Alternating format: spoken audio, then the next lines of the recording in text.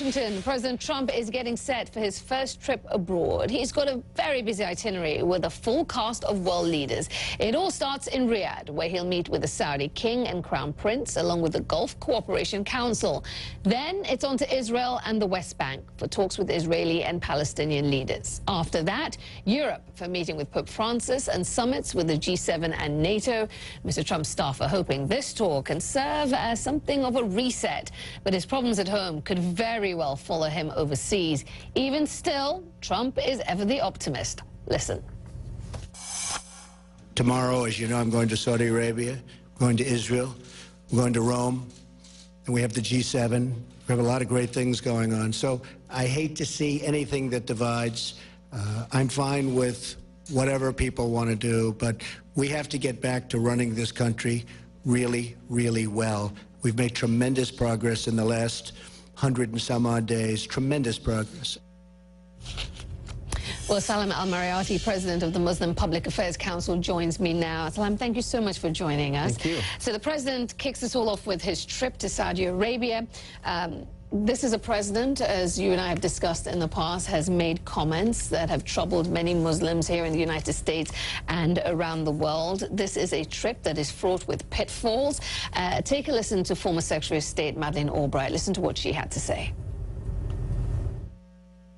Every presidential trip is complicated. You have to have some deliverables. It is an action-forcing mechanism for the government. And what keeps me up at night is that, in fact, this president is not well enough prepared to deal with the myriad issues that are out there, which are very complicated. I've never seen the world as complicated. There's an awful lot happening, and we have a president who doesn't seem to do his homework. Do you share similar concerns about the president heading to Saudi Arabia and engaging with Muslim leaders?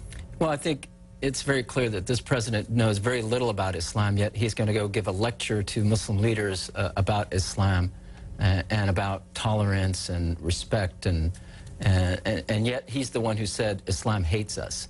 So it's going to be very awkward for him to be preaching reconciliation and peace and tolerance when he himself has made very disparaging comments about this religion. And more importantly, he's talking about going to the Middle East and to the Vatican and to Israel to visit the three Abrahamic religions.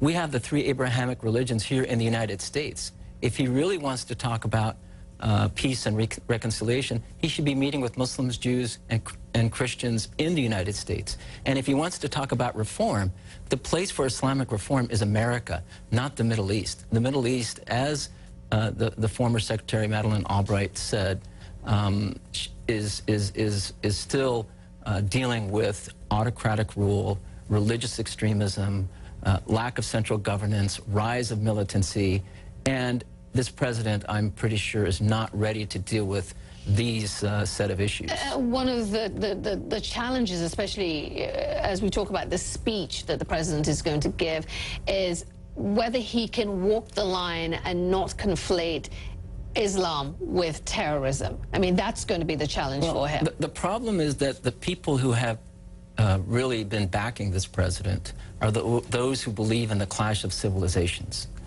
They believe that there's a war between Islam and the West. This Islam versus the West paradigm is the biggest lie, unfortunately, but it's the lie that keeps on giving. It's what keeps these wars going on. Will there be pushback from Muslim leaders? They're going to be polite. First of all, I don't think there's going to be an exchange with all the Muslim leaders, only those from the Gulf. And the Gulf is actually where a lot of these problems start from.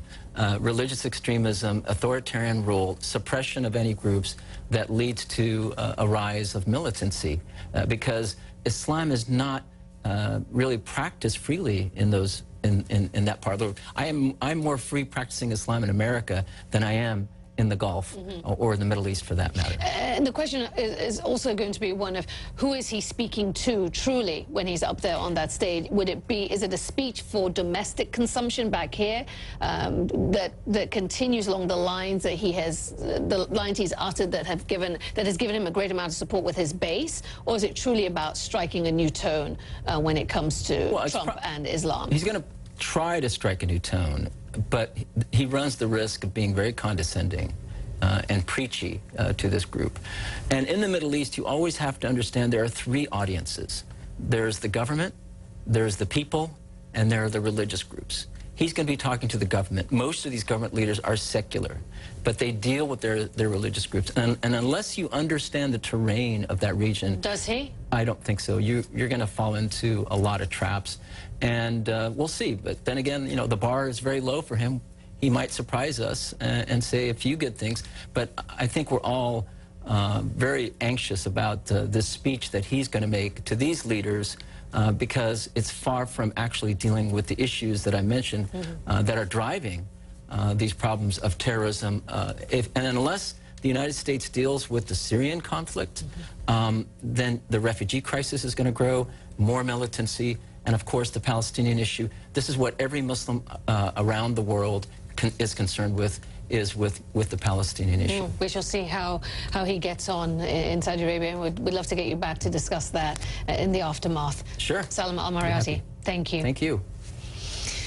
Quick break here, still to come.